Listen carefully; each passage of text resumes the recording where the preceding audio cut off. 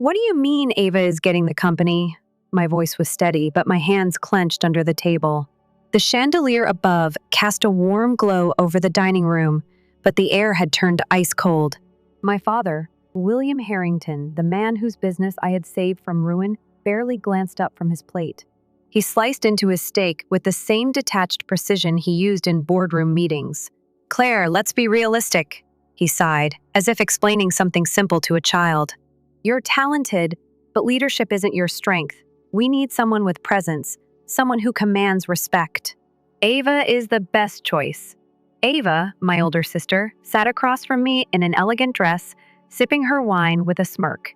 She hadn't lifted a single finger to help when Harrington Industries was drowning in debt.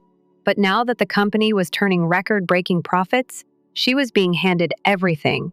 "I developed the software that saved this company," I said, my voice sharper now, cutting through the quiet clinking of silverware. "Without it, there wouldn't even be a company left to inherit." Dad chuckled like my words were amusing. Then, with an air of complete indifference, he reached into his pocket, pulled out his wallet, and tossed a crumpled bill onto the table. "For your effort." I stared at the $50 bill lying between my plate and my untouched glass of wine. $50. For the years I had spent working late nights, writing code until my eyes burned. For the sleepless weeks spent analyzing financial losses and designing a system that not only pulled us out of bankruptcy, but launched us to the top of the industry. $50 for the innovation that turned Harrington Industries from a dying relic into a $400 million powerhouse. Mom shifted uncomfortably in her seat, casting a glance at me. But she said nothing. No one did. I looked at my father, the man I had idolized growing up, the man I had spent my entire life trying to make proud, and in that moment, I realized the truth. It was never about merit, never about effort or success. It was about control. "I see," I said quietly. I picked up the $50 bill, turned it over in my fingers, then calmly folded it into my napkin. Then I stood. "Claire, don't be dramatic," Dad scoffed, waving his hand dismissively. I smiled, but it didn't reach my eyes. "I'm not being dramatic. I'm excusing myself. Clearly, my role in this family is nothing more than a background character. So I'll remove myself from the scene." Ava let out a soft chuckle, barely hiding her amusement. "Claire, wait," Mom started, but I was already walking away. I didn't slam the door. I didn't yell or demand fairness. I simply left. The next morning, I arrived at work early, as always. The office had changed over the past year. Just 12 months ago, the atmosphere had been suffocating. Employees whispered about layoffs. Department heads quit before the company could collapse. Now it was thriving. My software had revolutionized logistics, automating processes that used to take weeks into minutes. We had expanded globally, securing deals with the biggest clients in the industry. But today, something felt different. As I walked through the lobby, I noticed the nervous glances exchanged between employees. Conversations hushed when I passed. I reached my office door, only to find it already open. Inside, my desk had been emptied. My computer was gone. The nameplate that had once read Claire Harrington, CTO, was missing. Sitting in my chair, flipping through documents like she owned the place, was Ava. She glanced up with a bright, artificial smile. "Oh, good morning, Claire. Didn't Dad tell you?" "I'll be moving into this office. You'll be reporting to me now." I felt my stomach drop, but my expression didn't waver. "What's my position?" I asked evenly. Ava tilted her head as if considering. Then she shrugged. "We'll figure something out. Maybe something in its support." "It's support." "In my own company. The company I had saved," she smirked. "Dad actually suggested you take some time off. Relax. Maybe work on some hobby projects. But don't worry, you'll still be part of the company. In some capacity." I took a slow breath, my heartbeat hammering in my ears. They wanted me out. After everything I had done, every sacrifice, every late night, every brilliant solution that kept this company alive, they were discarding me like an afterthought. Like I was worth $50. I stared at my sister, then at the company logo on the glass walls outside my office. Harrington Industries. A name that once meant family, loyalty, and legacy. Now, it only meant betrayal. But I didn't argue. I didn't protest. I simply nodded, understood. Then I turned and walked out. They thought they had won. They thought I would disappear quietly, accept whatever scraps they tossed my way, maybe even beg to stay. They had no idea what was coming next. As I stepped into the elevator, the doors slid shut in front of me. A single thought burned in my mind. Watch me. I didn't disappear. I showed up to work the next morning like nothing had happened, sitting at the tiny desk they had shoved me into in the farthest corner of the building. It was a glorified storage closet, tucked away near the break room where interns gossiped about weekend plans. If the goal was to humiliate me, they should have tried harder. I didn't fight. I didn't argue. I watched. It took less than a week to see what was happening. Ava was in way over her head. She had no idea how to run a company, let alone one that had just scaled into a multi-million-dollar empire. She spent her days in endless meetings, making decisions based on gut feelings instead of data. She dismissed department heads who tried to advise her, replacing them with her friends, people whose only qualification was knowing which wine paired best with which cheese. The cracks started forming almost immediately. Clients weren't happy. Supply chains got delayed. Promised software updates didn't roll out on time. Internally, employees were frustrated, their suggestions ignored. People who had once been excited about the company's future now whispered about leaving. And the best part? Ava didn't even realize how fast it was all crumbling. That's when I made my decision. If they didn't want me at Harrington Industries, fine. I would build something better. One late evening, long after most employees had gone home, I sat in a quiet cafe across from three of the smartest, most capable people I had ever worked with. Jake, our former CFO, the man who had balanced the books when the company was drowning in debt. He knew every financial loophole like the back of his hand. Mia, the best data analyst in the business. She had practically built our customer profiling system from scratch. And David, our lead engineer, the only person who knew my software as well as I did because we had coded most of it together at 3 a.m., running on caffeine and desperation.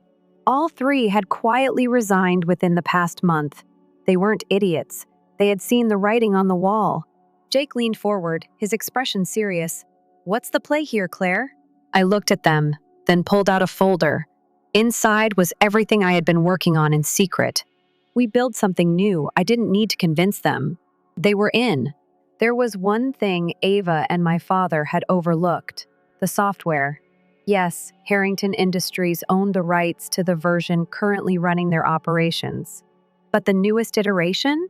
The one with the most advanced features? The one that had the potential to revolutionize the industry? I had never uploaded it to their servers. It was still mine. For the next month, I worked in silence. I refined the code, improved the efficiency, added features that would make it impossible to compete with. Then I pitched it, not to Harrington Industries, to their biggest competitor. Within 3 weeks, I had 3 offers. By the end of the month, I had a deal. A $50 million contract. Just like that, I wasn't just competing with Harrington Industries. I was about to bury them. The first signs of trouble for Harrington Industries came quietly. A longtime client, one that had been with the company for over a decade, suddenly pulled their contract. Then another. Ava panicked. She started demanding answers, firing people at random, blaming everyone but herself. But the truth was simple: the industry had moved on. My software was now running their competitors' systems. Harrington Industries had become outdated, and I was just getting started. 6 months later, I sat in a luxury hotel ballroom, sipping champagne as the keynote speaker wrapped up their presentation. This was the Tech Innovators Gala, one of the biggest industry events of the year. Every major CEO, investor, and executive was here. And this year, I was the guest of honor. As my name was announced, I stood and walked onto the stage, my heels clicking against the polished floor. The host smiled. Tonight, we recognize the visionaries pushing the industry forward. Claire Harrington, the creator of the most groundbreaking logistics software in the market today, has transformed the way global corporations operate. Her company, Nova Systems, is now valued at over $500 million. The applause was deafening. But as I looked out into the crowd, My eyes locked onto a familiar face, my father, sitting in the back, next to Ava. Their company was on the edge of bankruptcy again, and they both knew it. I smiled. Not out of spite, not out of revenge, because I had finally learned the lesson they had tried so hard to teach me. I didn't need their validation. I had won on my own terms, and this time, there was nothing they could do to stop me. It had been exactly 1 year since that humiliating dinner. 1 year since my father tossed a crumpled $50 bill onto the table and told me I wasn't good enough. 1 year since my sister smirked at me, knowing she was being handed something she had never worked for. 1 year since I walked away without a fight only to win the war. Now, as I sat at the head of Nova Systems' conference table, reviewing our latest quarterly report, I could barely suppress a smile. Revenue, $320 million. Market share, 48% and climbing. And Harrington Industries? They were bleeding.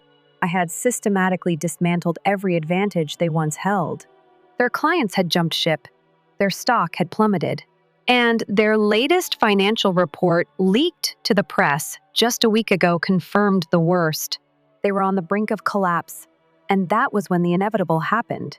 At precisely 10:00 a.m., my assistant buzzed into my office. "Claire, your father and sister are here to see you." I leaned back in my chair, exhaling slowly. So, it had finally come to this. Send them in. They walked in like ghosts. Ava's designer wardrobe couldn't hide the exhaustion in her eyes. My father, always so composed, always so certain of himself, looked older, defeated. They had lost, and they knew it. "Claire," my father began, his voice carefully measured, "we need to talk." I gestured to the chairs in front of my desk. They hesitated, probably because they could tell that, for the first time in their lives, they were walking into my territory. But they sat. Ava shifted uncomfortably, her nails tapping against the armrest. She wouldn't meet my eyes.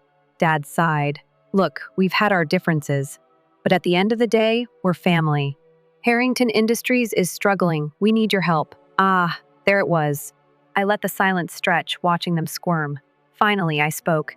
"And what exactly are you asking me to do?" Dad leaned forward. "We're willing to offer you a leadership role, something meaningful. I realize now that we may have underestimated you." I tilted my head. "You realize now?" Ava finally looked up, her expression tight. "Claire, don't be petty. We need you, okay?" I laughed. Actually laughed. They needed me. And that was funny, because a year ago, they told me I wasn't leadership material. Now? They were sitting in my office, begging, and I had never felt more at peace. I leaned back in my chair, watching my father and Ava as they sat across from me. It was surreal, seeing them here, not as the powerful figures they once were, but as desperate people grasping at whatever hope they thought I could offer. A year ago, they dismissed me. A year ago, they had taken everything I built and thrown me aside like an afterthought. Now, they were here, in my office, in my company, asking for my help. I let the silence stretch, savoring the discomfort in their expressions. Finally, I spoke. "You need me to save Harrington Industries," Ava exhaled sharply. "Look, we don't have time for this. You know what's happening. The company is weeks away from total collapse. We can fix it together." I smiled slightly. "And how do you propose we do that?" Dad straightened, trying to regain some of the authority he had lost. "We bring you back as an executive. You'd be second in command, right beneath Ava." I blinked, then laughed. Not a bitter laugh. Not an angry one. Just pure, unfiltered amusement. They had learned nothing. Ava stiffened. "What's so funny?" I leaned forward, resting my elbows on the desk between us. "Ava," I said slowly, "I run a company worth $500 million. Harrington Industries is barely worth the paper. Its bankruptcy filings are printed on, and you still think I'd be working under you?" Her face turned red. "You don't have to be so arrogant," Dad cut in, his voice strained. "Claire, we don't have time for this. The board is panicking. Investors are threatening to sue. We need stability, and you're the only one who can provide it." I tilted my head, pretending to consider it. "Interesting," I mused. "Because a year ago, one was just a coder, not leadership material, not someone who could command respect. What changed? Silence. Dad exhaled sharply, rubbing a hand down his face. Claire, I made a mistake. I raised an eyebrow. Oh? His jaw tightened. I underestimated you. I let the words sit between us for a moment, rolling them over in my mind. It wasn't an apology. It wasn't even an admission of guilt. Just a reluctant acknowledgement that he had bet on the wrong horse. Too little, too late. I stood, smoothing down my blazer. I'm not interested. Ava's head snapped up. Excuse me? You heard me, I said simply. I don't need Harrington Industries. You needed me, and you threw me away. You made your choice. Now you get to live with it. Dad's expression darkened. Claire, be reasonable, I smiled coldly. I am. Ava pushed back from her chair, standing abruptly. You're just bitter, she snapped. You've always been jealous of me. I laughed again, softer this time. Jealous? I gestured around the office. Ava, I have everything you wanted. I don't need Harrington Industries to validate me. I built something better. Her hands clenched into fists. You think this makes you the bigger person? No, I said, shaking my head. But it makes me free. Dad stood as well, his patience clearly thinning. You'd really let your own family fail? I met his gaze evenly. I didn't let anything happen. You destroyed this company the moment you put Ava in charge. Ava's face turned an even deeper shade of red. You! I held up a hand, cutting her off. We're done here. Dad exhaled sharply, frustration rolling off him in waves. You're making a mistake. I shrugged. No, I'm just refusing to clean up yours. For a long moment, neither of them spoke. Then, finally, my father gave a short nod, his expression unreadable. Without another word, he turned and walked out. Ava hesitated, her pride clearly warring with her desperation. But in the end, she followed. The door closed behind them, and I let out a slow breath. It was over. 3 days later, the headlines broke. Harrington Industries declares bankruptcy. Once a leading giant, the company crumbles under poor leadership.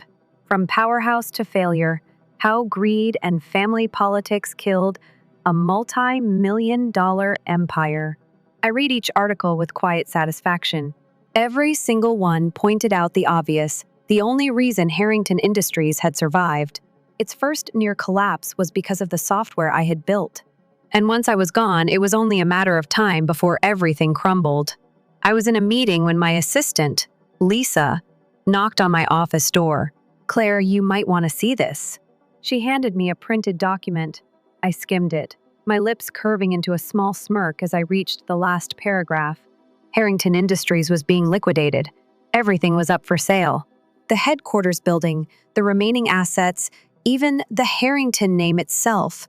Dad had over-leveraged the company, taken out massive loans in a desperate bid to save it. Now, the banks were seizing everything, and I could buy it. The poetic justice was almost too perfect. That evening, as I sat in my penthouse overlooking the city, I thought about what I wanted. For so long, I had been fighting to prove myself, to show them that I was worth more than $50 and a pat on the head. But now, I had already won. Did I really need to crush them further? I thought back to that night, 1 year ago, when my father had tossed $50 onto the table like I was a waitress who had done an adequate job. And just like that, my decision became crystal clear. The next morning, I picked up the phone and called the bankruptcy attorney handling the liquidation. I'd like to place a direct bid on all Harrington Industries assets, I said. The attorney hesitated. Miss Harrington, are you sure that would mean? I smiled. I understand perfectly. A week later, I was sitting in the very same boardroom my father once ruled over. Only this time, I was the one holding the crown. The paperwork was spread out before me. A sleek black and gold pen rested on top of the final contract.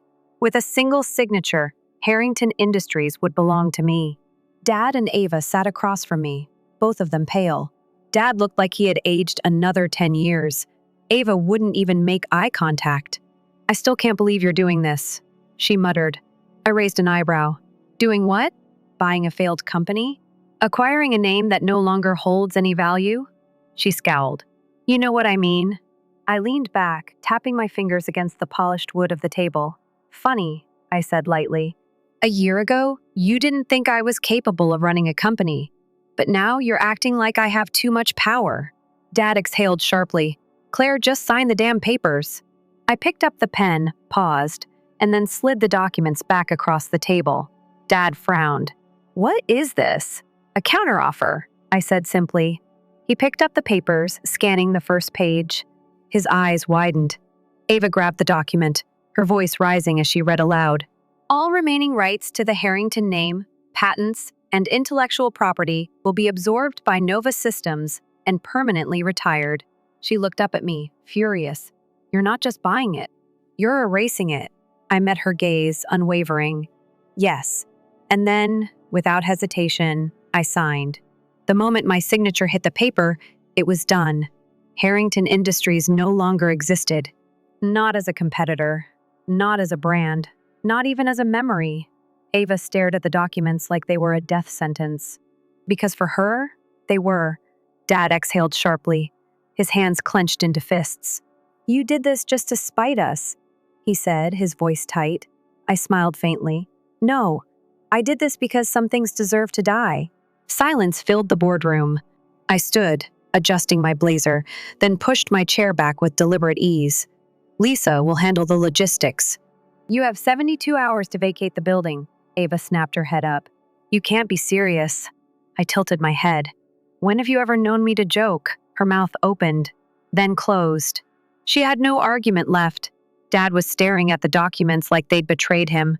Like the ink itself had turned against him. You don't have to do this, Claire. I met his gaze, steady and unwavering. Yes, I do. Ava shoved back from the table. You're pathetic, she spat. You think this makes you powerful? That it makes you better than us? I considered her words. Then, with a small, amused smile, I said, No, Ava. I was always better than you. You just never noticed. She turned on her heel and stormed out. Dad didn't move right away. For the first time, he looked tired, like he finally understood that he had lost. He pushed his chair back slowly, then stood. I hope this was worth it. I didn't respond. I didn't need to. He walked out without another word. And just like that, the Harrington name was gone. The media ate it up. Harrington Industries erased overnight. Claire Harrington acquires and dissolves family business in cold-blooded power move. The rise of Nova stems. How one woman outplayed an empire. I let them talk. Let them speculate. Some painted me as a ruthless genius, others as an ungrateful daughter seeking revenge. But none of them knew the truth. I wasn't seeking revenge. I wasn't trying to prove anything. I was just making sure that the people who had tried to erase me would never get the chance to do it again. 3 months later, I received a letter. No return address. Just my name, handwritten on the envelope. Inside, there was a single sheet of paper. Claire, I don't expect forgiveness, but I hope one day you'll understand. Dad, I stared at it for a long moment. Then I tossed it into the fireplace and watched the flames consume the last remnant of Harrington Industries. For the first time in my life, I was completely and utterly free. Nova Stems thrived in the absence of its only real competitor. With no remnants of Harrington Industries left to hold us back, we expanded aggressively, securing exclusive contracts that had once belonged to my father's empire. Revenue, $500 million. Market dominance, 62%. Status, undisputed leader in the industry. But numbers weren't what satisfied me the most. What satisfied me was walking into the office every morning and seeing a company built on merit. Seeing employees who were there because of talent, not nepotism. Seeing a legacy that was mine and mine alone. No one could take this from me, and no one would ever try again. One evening, as I was leaving the office, Lisa stopped me at the elevator. Claire, there's something you should see. I followed her back to her desk, where her screen was open to a social media post. It was a photo of Ava disheveled, sitting at a cafe, staring blankly at a laptop. The caption read, Former Harrington heiress spotted job hunting. How the mighty have fallen. The comments section was ruthless. People who had once praised Ava were now mocking her. I stared at the image for a moment, then looked away. Lisa hesitated. I thought you'd want to see it. I nodded. I do, but I don't care. Because I didn't. Ava had always thrived on power she never earned. Now she had none. That wasn't my problem. I walked away without another thought. A month later, an invitation arrived at my office, an elegant cream-colored envelope with gold lettering, the annual Harrington Gala. I had almost forgotten it existed. For years, my parents had hosted the most exclusive event in the industry, back when they still had power. Now, someone else had taken over, someone who had bought their mansion at auction. It was probably a mistake that I even received one, a formality. I should have thrown it away, but instead, I made a decision. I was going. Not for revenge, not to prove anything, just to end this story once and for all. The night of the gala, I arrived in a sleek, black gown, stepping out of my car with the quiet confidence of someone who had nothing left to prove. The event was just as extravagant as I remembered. Glittering chandeliers, elegant music, a sea of powerful people sipping champagne like they still controlled the world. Except this time, I was the most powerful person in the room, and they all knew it. Whispers followed me as I walked inside. Is that Claire Harrington? No, she runs Nova Systems now. Didn't she destroy her father's company? I ignored them. I wasn't here for them. I was here for one thing. Then, across the room, I saw them, my father and Ava. They weren't the center of attention anymore. They weren't surrounded by investors and executives. They were off to the side, watching. My father looked older than I had ever seen him, not just physically, but in the way he carried himself. Ava still held herself high, still put on the mask of confidence, but I could see the cracks. The way she clutched her champagne glass a little too tightly, the way her gaze darted to me, then away. For the first time in our lives, I was the one with power, and they both knew it. I walked toward them, my heels clicking against the marble floor. Ava stiffened. My father turned. For a split second, I saw something flicker in his eyes. Not anger, not resentment, just regret. Claire, he said. His voice was quieter than I had ever heard it. I tilted my head slightly. Dad. A long silence stretched between us. Then he sighed. I suppose this is the part where you gloat. I smiled faintly. No, Dad. This is the part where I say goodbye. Ava blinked. What? I didn't come here to remind you of what you lost, I continued. I didn't come here to throw this in your face. I set my drink down on a passing tray and met my father's eyes one last time. For years, I spent my life trying to earn your approval, trying to prove I was good enough. I exhaled slowly. But I don't need that anymore. I turned to Ava. And I don't hate you. I never did. Her expression faltered. I just pity you. Her lips parted slightly, but no words came out. I gave them both one last look, then walked away. Not out of anger, not out of revenge, but because for the first time in my life, I was free. I left the gala without looking back, not out of spite, not because I was running away, but because there was nothing left for me there. The weight that had once pressed on my chest, the endless need to prove myself, to be seen, to be enough was gone. I had fought the battle, and I had won. The next morning, I walked into Nova Systems headquarters as the sun spilled golden light through the glass walls. My employees, my people moved with purpose, focused, driven. This was a company built on talent, not last names. A place where people weren't rewarded because of who they were, but because of what they could do. This was the future I had built. Lisa, my assistant, met me by my office door.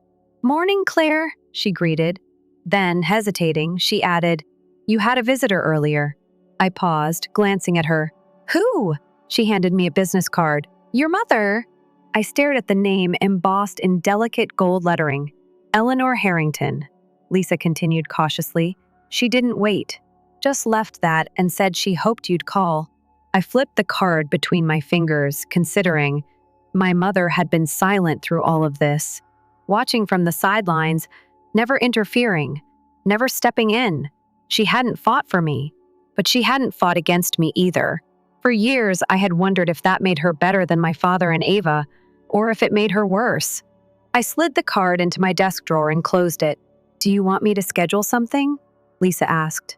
No, I said simply. Not yet.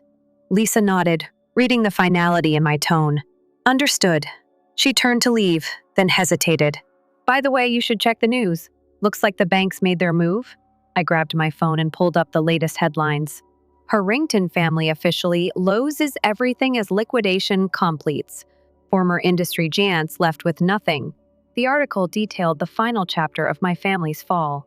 The last of their assets had been seized, their properties auctioned off, their accounts drained to pay off debts. They had nothing left. The mansion I had once grown up in, sold. My father's private investments, gone. Ava's trust fund, wiped out. They weren't just broke. They were nobody now. And for the first time in their lives, they would have to figure out who they were without Harrington Industries to hide behind. I set my phone down and exhaled slowly. It was finally over. Weeks passed, then months. Nova Systems continued to grow. Our latest product launch was a success, sealing our dominance in the market. I barely thought about my father and Ava anymore. Until one day, I got a call. Lisa's voice came through the intercom. "Claire, there's someone downstairs asking for you." I frowned. "Who?" She hesitated. "Your sister." I almost laughed. I had thought I was done with her. Apparently, she wasn't done with me. "Send her up," I said, more curious than anything. A few minutes later, Ava stepped into my office. She looked different. Gone was the carefully curated perfection. The designer wardrobe, the flawless makeup, the air of effortless superiority. She looked tired, hollow. For a long moment, we just stared at each other. Then she let out a sharp breath and said, "I need a job." I blinked. "Excuse me?" She lifted her chin, some of that old arrogance still clinging to her. "I need a job. You've made sure there's nothing left for me anywhere else. You took everything. Congratulations. But I still have skills and I still have value. So, I'm asking you," she inhaled shakily, "give me a job." I leaned back in my chair, studying her. It was surreal. Ava had spent years looking down on me, years treating me like I was nothing more than a convenient tool. And now she was standing in my office asking me for help. "How do I know you won't stab me in the back the first chance you get?" I asked bluntly. She swallowed. "Because I don't have a knife left." I let her words hang in the air, weighing them. Once I had wanted this moment. I had dreamed of it. But now, I felt nothing. No anger, no satisfaction. Just a quiet understanding of what true power really meant. Ava wasn't my enemy anymore. She was just another person who had lost. I tapped my fingers against the desk. "I'll think about it." Her jaw tightened, but she nodded. I didn't know if I'd actually hire her, but I knew one thing for sure. I had already won, and I didn't need her downfall to prove it. That night, I stood on the balcony of my penthouse, looking over the city skyline. The lights stretched endlessly, a sea of possibility. A year ago, I had walked away from Harrington Industries with nothing but $50 and a burning sense of betrayal. Now I was here, the head of my own empire, not because I had taken revenge, not because I had destroyed my enemies, but because I had built something better. I took a slow breath, feeling the cool night air against my skin. This wasn't the end of my story. It was just the beginning. And for the first time in my life, the future was mine. Days passed, then weeks. I never gave Ava an answer.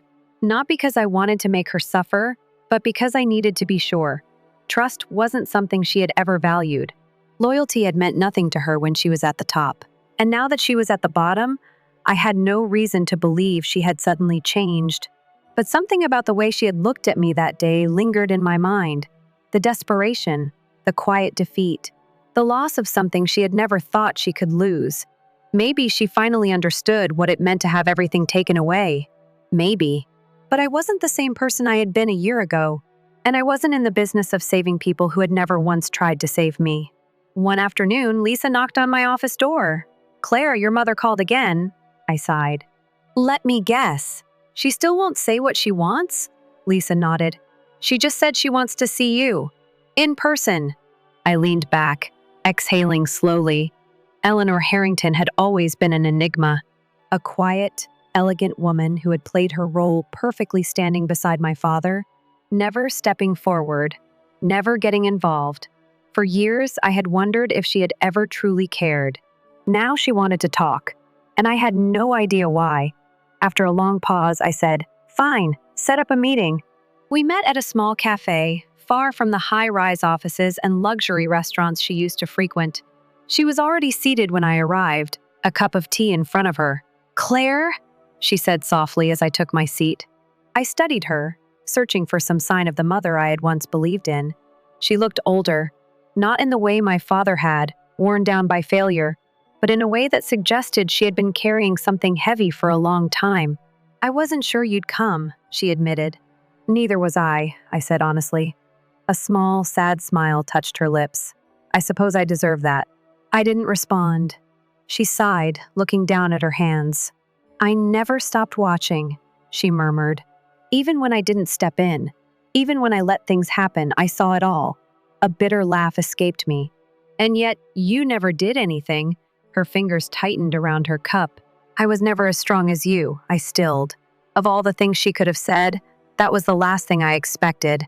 She looked up, her eyes filled with something I couldn't quite name. Regret? Guilt? Maybe both. "I married your father when I was very young," she said. "Back when I still believed love and power could exist in the same space. But I learned quickly that in his world, love was conditional. It was earned. And once you had it, you lived in fear of losing it."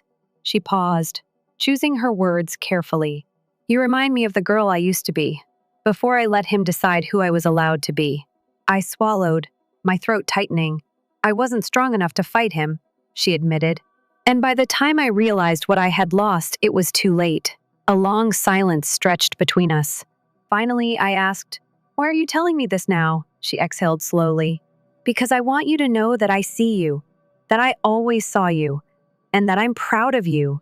The words hit harder than I expected. For so long, I had fought for validation from a family that had never given it. Now, sitting across from my mother, I wasn't sure what to do with it. After a long pause, I nodded. "Thank you." It wasn't forgiveness, but it was something. Life moved forward. Nova Systems expanded into new markets, securing partnerships that pushed us even further ahead. The name Harrington faded into history. I never heard from my father again. I suspected he had left the country trying to outrun his failures. Ava? She found work at a mid-level firm, far from the spotlight she had once thrived in. And me? I kept building. Not out of revenge, not out of spite, but because this was mine. I had spent my whole life trying to earn a seat at someone else's table. Now, I was building my own. One evening, I stood on my balcony. The city stretched out before me. The skyline had changed since I first started this journey. Or maybe I had. Lisa's voice echoed in my mind. "You did it, Claire." And I had. But this wasn't the end. It was just the beginning. I took a deep breath, letting the cool night air fill my lungs. No more looking back, only forward, only toward what came next. I smiled to myself, the city lights reflecting in my eyes. Tomorrow, I would build more. Tomorrow, I would be even greater. Because for the first time in my life, I wasn't chasing someone else's dream. I was living my own. Story 2, it wasn't meant for me to hear. My phone rang when I was seated at my desk, looking at the spreadsheets that were open on my laptop. The name of my father appeared on the screen. I replied, "Dad," a term that used to be warm but now seems like a duty. "Dad, hello." No answer. I initially believed there was a poor connection, but then I heard rustling, which was the sound of a chair scraping the floor next to me. Then his voice. "She is a failure. She will never be successful." My stomach turned over. I went cold. My ear was still pressed to the phone. "Greg, hurry up." Quieter but no less scathing was my mother's voice. "She is doing well. Doesn't she pay the mortgage?" My dad sneered. "The least she can do is that. Following everything that we have done for her? Do you believe I'm pleased with her? She was an error. That was not supposed to occur. A continual letdown, and she believes she's doing well. The only thing she will ever be is a joke. An error. A joke." I feel like I have 1,000 paper cuts from the words. My fingers clenched around my phone as my lips dried up. I wanted to end the call. I was immobile, yet I wanted to shout. I was having trouble breathing. "She's fortunate that we allowed her to join our family at all," my dad went on. "I'm not sure why she makes such an effort.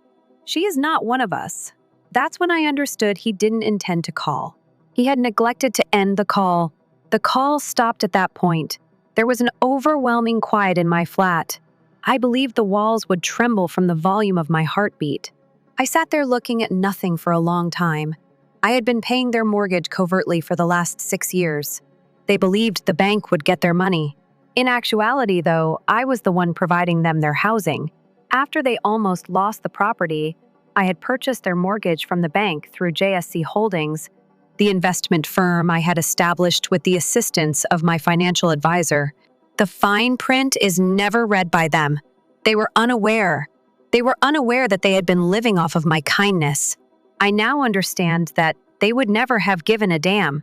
I had always gone above and beyond to get my father's acceptance. I put forth more effort than anyone else, advanced in my profession, and earned more money than he ever did. However, it was never sufficient. It would never be sufficient. However, everything changed at this particular instant. I steadied my hand and grabbed for my laptop, exhaling softly. I opened the folder that had the ownership documentation, the payment schedule, and the mortgage agreements.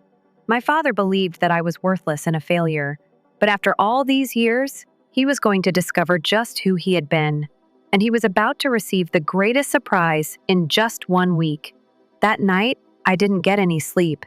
My father's comments kept repeating in my head as I laid in bed and stared at the ceiling. She was an error that ought never to have occurred. The insult wasn't the only thing. It was his voice's assurance. He stated it as though it were a fact rather than a personal opinion, as though my whole life were a hassle.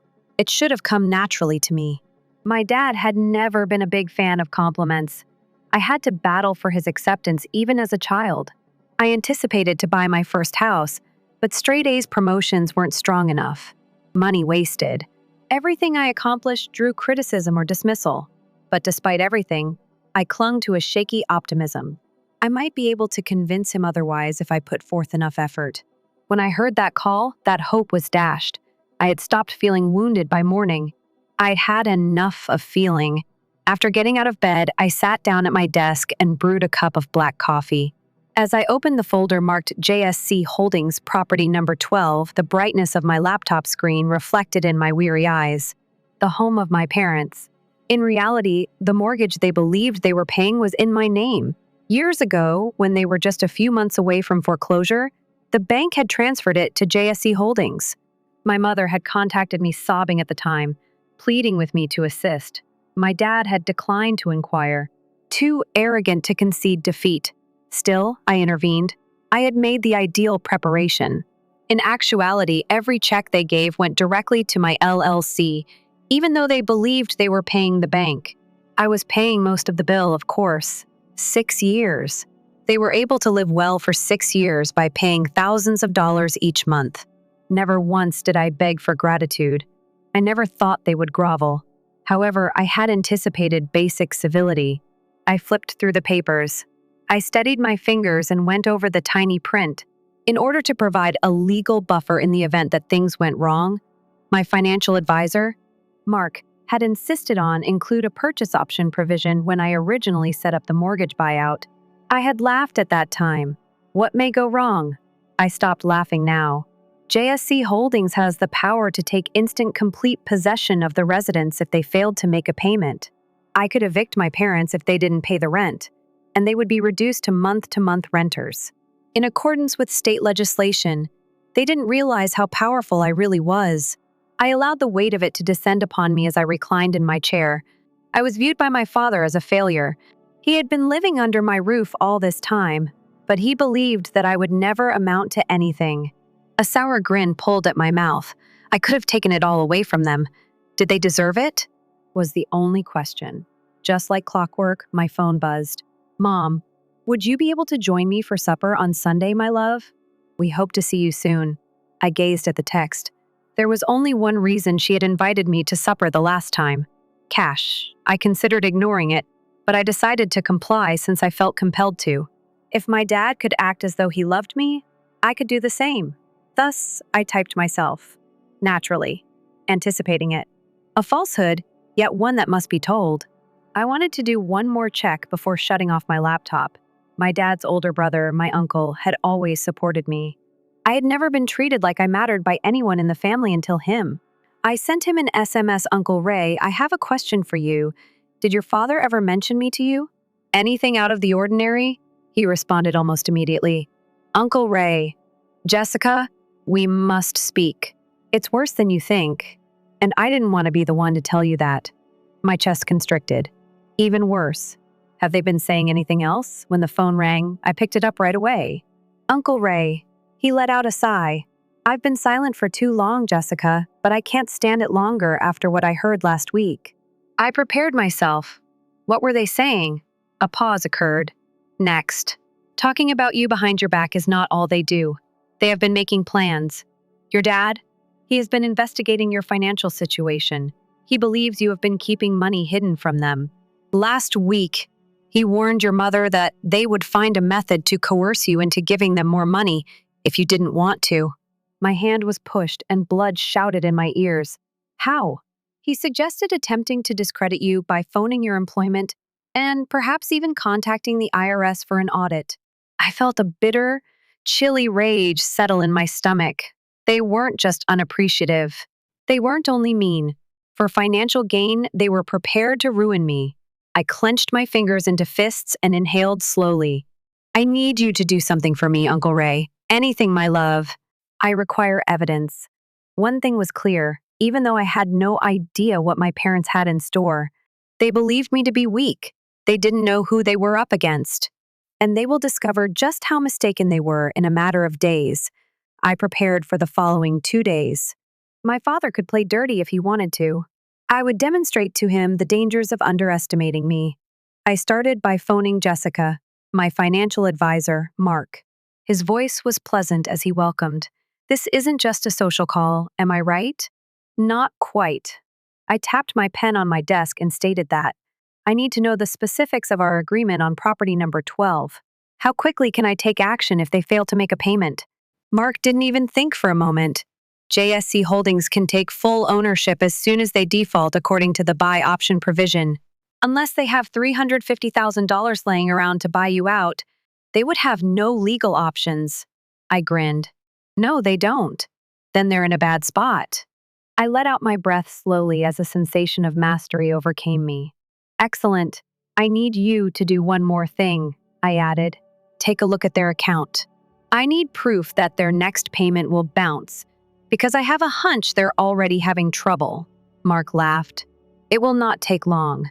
Their equilibrium appears to be dangerously poor. They're doomed if they don't locate $5,800 by the 15th. I looked at the schedule. That was 4 days ago. My father, who referred to me as a failure, would have to ask me for assistance 4 days before he woke up and realized he had been surviving off of my kindness for days. I refused to surrender it. I pretended nothing had occurred when I drove to my folks' house on Sunday. The view of my house, their house, gave me a strange feeling of disengagement. Once, this had been my sanctuary. It was hostile territory now. With a smile on her face, my mother threw wide the door as I approached the driveway. Jessica, come in, darling. Her excitement seemed phony. Now I knew. I entered. The air was filled with the aroma of roasting chicken and garlic. At the head of the table was my father, crossed arms. His face was inscrutable, as if the ideal meal would make everything they were going to ask of me more bearable.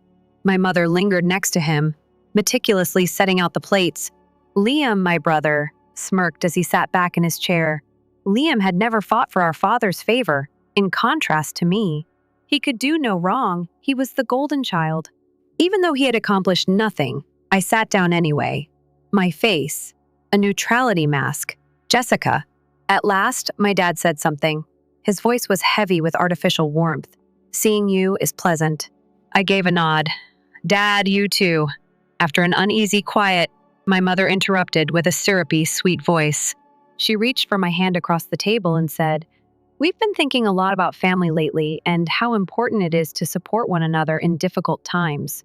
I didn't respond. It's accurate. As though he were the one making the sacrifice, my father let out a breath as though this was difficult for him.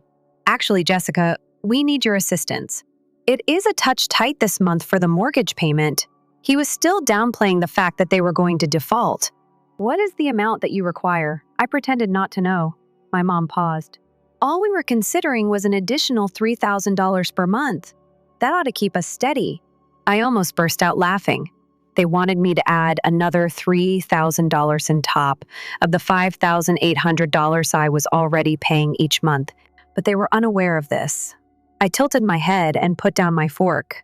That sum is substantial. Compared to everything we've done for you, it's nothing. My dad lost his temper. His act was being broken by irritation. We gave you everything and reared you. Supporting your family is the least you can do. I stared at him, my blood freezing. It was the least I could do. I had been made fun of behind my back by these same individuals, the same father who had lived beneath my home and declared me a failure. Keeping my face in check, I took a leisurely drink of water. I'll give it some thought. My mom let out a sigh of relief. Oh dear. Thank you. We were sure we could rely on you. I made an effort to grin. They were unaware that they would lose everything in 3 days. I received a call from Mark that evening. They didn't pay. The words made me shudder with joy. What are they? Playing stupid, I asked. Mark reiterated that they failed to make the mortgage payment. There were no finances. The house will be fully owned by JSC Holdings as of midnight today. I gently released my breath and closed my eyes. It was finished. The guy who had always denigrated me, my father, was suddenly my renter. Do you wish to begin the procedure of eviction? Mark inquired. Not quite yet. I was curious to see how long it would take them to come to terms with the reality. I looked at the framed family portrait on my desk and grinned. It was from a long time ago, when I still thought my father could love. Not just yet, I whispered. Before they break, let's see how far they will travel, since they would shatter, and I wouldn't be around to capture them this time. There wasn't much waiting for me. After 3 days, my parents' quiet was unbearable. No guilt-tripping messages about families remaining together, no calls, no texts, nothing. I understood why. They were still unaware of it. They continued to believe that their money had been processed. They continued to think that everything was under control. The house they resided in was unknown to them. They no longer owned the house they called home. Precisely at 9:07 a.m., the message showed up in my email on Friday morning. Subject: immediate. Notice of default. Property 12 is owned by JSE Holdings. Legal division. My pulse was racing with a mixture of excitement and relief when I opened the email. The legal notification was unquestionable, professional, and icy.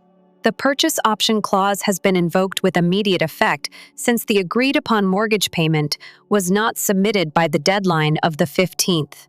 The property at 2nd Street is owned exclusively by JSC Holdings. The present occupiers will be regarded as month-to-month renters going forward, subject to rental agreements. In accordance with contractual arrangements, eviction procedures might follow non-compliance with the rental agreement. With my fingers hanging over the keyboard, I gazed at the screen. It was this: I was in complete control. Right now, I didn't need to give them a call initially. At 9:42 a.m., they approached me. My phone rang. I left it on voicemail, Mom. She made another call at 9:50 a.m. after 9:47 a.m. My father was the one. Before responding, I gave them an hour to perspire. Jessica. My mother's speech was hurried and high-pitched. The bank has made a mistake of some sort. It can't be true that we just received a notification stating that we had fallen behind on our mortgage. You must assist us. With a gradual smile spreading across my face, I reclined in my chair. It's not an error. Quiet. What? The sound of my mother's voice was hardly audible. It's not a mistake, I said. I spoke it again, pronouncing each syllable clearly. You failed to pay the house's mortgage? It is no longer yours. A moment of shock then. What are you talking about, dear Jessica? My mom laughed nervously, like this was all a joke. This is our home. I cocked my head. It was your house, Mama. However, JSC Holdings assumed complete control as soon as you defaulted. You are now legally renters. At last, the impact of what I said struck home. No, that isn't feasible. My father's voice cracked with stress and lost its normal authority. The bank has the mortgage. For years, we have been making the payment. That lingered in the air for a while. Then I revealed the last surprise. Dad, you weren't making bank payments. I was being paid by you. Dead quiet. You're lying then. My dad had a harsh, low voice. But underlying it, I could hear the anxiety. I let out a sigh.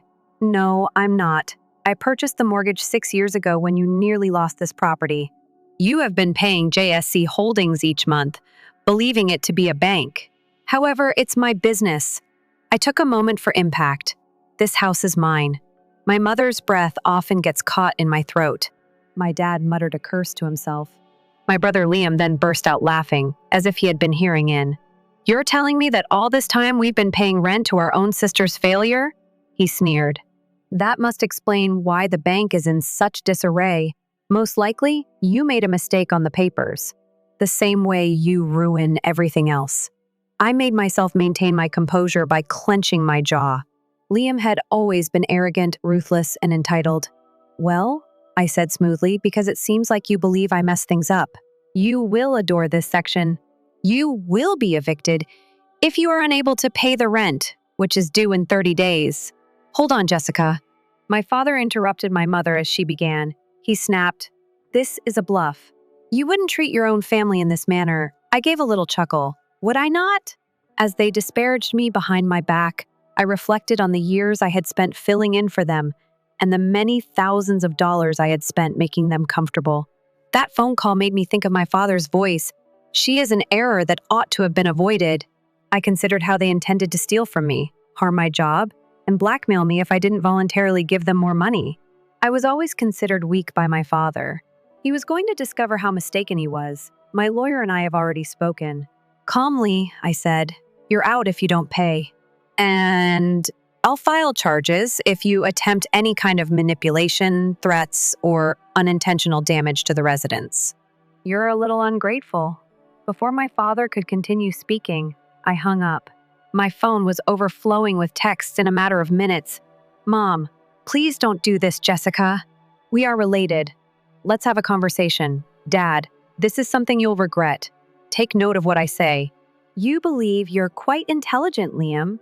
You are nothing more than a resentful, pitiful loser. We'll figure out how to reclaim the house. Observe. After reading them all, I blocked their numbers. I had dedicated my entire life to going above and above for them. I was finished now. I let everything weigh on me as I reclined in my chair and gazed out the window. I wasn't holding them up anymore for the first time in years. For the first time, they would have to stand alone. And it was their issue, not mine, if they fell. The next several days were strangely silent. No messages, no calls, no frantic requests. I half thought my mom would knock on my door, sobbing and pleading for my pardon. I thought my father would be furious and would attempt to scare me into changing my mind. I anticipated that my brother would plot to find a way to maintain the house. However, none of that took place. Rather, they fell quiet. I understood why they refused to accept their lot in life. They were deciding what to do next. The last-ditch effort. It arrived on a Wednesday morning, 3 days later. My phone lighted up with a call from an unknown number while I was at work. I chose to disregard it. After a minute, there was another call, followed by an email. Law firm's urgent house foreclosure error. I opened it by clicking. Dear Miss Carter, your parents, Greg and Linda Carter, have gotten in touch with us about their home's recent foreclosure. They would like to talk about the potential of regaining possession, since they think there has been a misunderstanding. To prevent more legal issues, please get in touch with us as soon as possible. Regards, Esquire John R. Hastings. I smirked as I closed the email. A lawyer had been recruited. They had, of course. I sent my financial advisor, Mark, the email. He laughed when he phoned me back less than 10 minutes later. They have no case, he stated. The mortgage deal was signed by them. The buy option clause was signed by them. Everything was signed by them. Since you are legally correct, they are unable to contest this in court. I let out a breath. Not surprised, but relieved. I assumed. But they're not going to stop, are they? Mark laughed. Most likely not. They can't do anything, though. I reflected on my father's conceit and haughtiness, and how he would sooner ruin me than acknowledge his failure. The number. They refused to halt. Until they had nothing left to cling to, they would continue to push. My phone rang while I was wrapping up dinner that evening. Uncle Ray. I took it up. Uncle Ray, hello? I just spoke with your father on the phone. Without saying hello, he said. He spoke in a serious tone. You must use caution. He's not only attempting to fight this legally anymore, I scowled. Ray let out a sigh. He's trying to get you to cave in different ways. A shiver went through my body. What are you saying? He's phoning your employer in an attempt to dismiss you. I felt sick to my stomach. Are you serious? Word for word, he threatened to ruin me in another way if I didn't return the house to them voluntarily.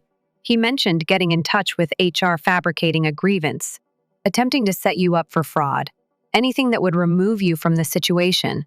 I took a deep breath and closed my eyes. He would, of course. My father would sooner burn everything to the ground than concede defeat when confronted with his own shortcomings. However, he was no longer only pursuing the house. He was pursuing me. I had no intention of waiting for him to approach. I myself went into HR the next morning. Jessica. Lauren, my manager, gave me a cordial welcome. What is going on? I made an effort to grin. I need to have a private conversation with you about something very essential. She closed the door behind her and ushered me into her office. I inhaled deeply. Something has to be brought to your attention. My dad.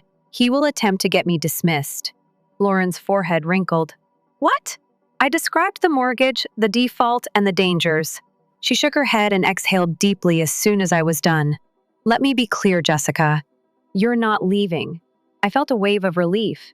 You would be surprised at how frequently we deal with such issues. She went on. False reports, family conflict, and resentful people. We'll record everything if your father calls. However, I can assure you that he has no authority to interfere with your work. She smiled at me comfortingly. Just in case, I'll let our legal staff know. We'll give him a cease and desist if he crosses the line even a single foot. I released stress from my body that I was unaware I was holding.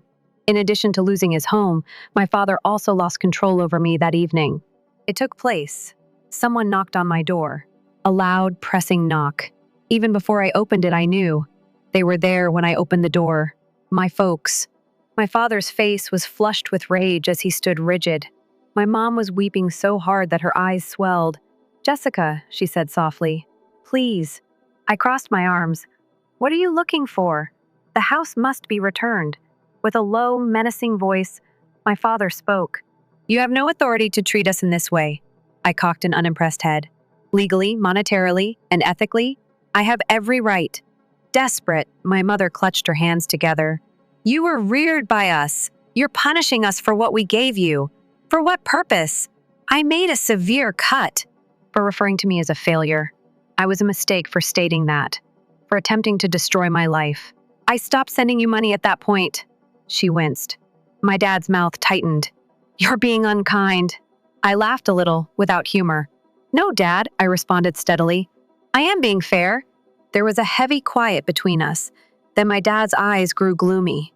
A grimace curved his lips. Jessica, you'll regret this. You're not winning, even though you believe you are. Without us, you will never be anything. And you'll come to understand that something inside of me just made sense.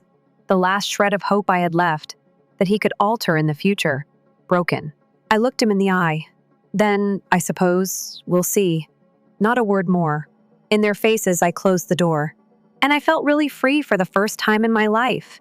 I knew I was done as soon as I shut that door. Not only via their deceit, their entitlement isn't the only thing.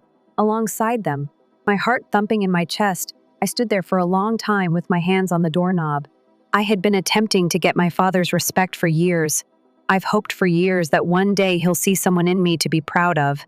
But while his warnings continued to echo in my mind, I came to a realization that ought to have been clear from the beginning. For them, nothing I accomplished would ever be sufficient. Furthermore, I didn't require it to be. I sent the final notice to evacuate property number 12 from JSC Holdings' legal department the next morning. As previously informed, Mr. and Miss S. Carter, the mortgage arrangement for the property at Twin Street is no longer in force since the payments have not been made. Your tenancy has formally ended as of today. Within 30 days, you must leave the property. Formal eviction procedures will follow non-compliance. To prevent legal issues, please make sure that any personal belongings are removed before to the deadline.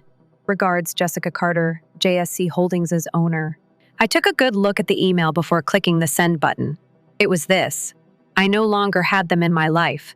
Without much delay, the repercussions started. That day, my mother phoned me 27 times. I didn't respond. Only one voicemail was left by my father. This is something you'll regret. You'll come crawling back one day. We won't be here when you do. I gave it 2 listens. I then removed it. Liam. My brother made a final desperate attempt. Liam. Jessica, congrats. Our family was just destroyed by you. I hope all is well with you. I didn't respond. They had been trying to make me feel like the issue for years, as if I were never sufficient, as if I should be thankful for simply being in their environment. Now, however, it was them who were homeless, and I was at last free. It was 30 days later. I didn't visit the residents, failed to check in, didn't inquire if they required assistance. I didn't have to. Mark took care of everything. He attested that they left the day before the due date, perhaps in an effort to avoid the humiliation of being officially evicted. They snatched what they could and abandoned the remainder in mounds of trash, but the home was largely intact. Normal. To view it, I took a final drive there. The house was deserted and silent. I was the only one living in the house I had previously loved and where I had been raised. However, I felt nothing as I stood in the doorway and gazed at the empty rooms. No remorse, no melancholy, no longing, only relief. I took my phone out and called Uncle Ray. They have vanished, I said plainly. He let out a breath. How are you feeling? I considered it for a moment. Then I grinned. 2 weeks later, I sold the house. It was out of my hands in a matter of days due to the robust market, the earnings. They helped me launch a fund for young women fleeing financially abusive households. Women who have been led to feel that they owe their families everything, just like me, only for being born. Because I understood what it was like to be confined. I understood what it was like to think that one had to earn affection. But all of this had taught me something valuable. Blood does not define true family. Who genuinely supports you and my actual family will decide it. They weren't the ones. I was the one. I got a note in my mailbox 3 months later. My mother gave it to me. Jessica, please, Mom. There is nowhere else for me to go. Can we have a conversation? I looked at it for a while. I would have been in excruciating pain over this a few months ago. I would have wondered if I was acting too harshly or cruelly, or if I was making the correct choice. Now, though, I just erased the message. For certain bridges are worthy of being burnt. Furthermore, I wasn't turning around.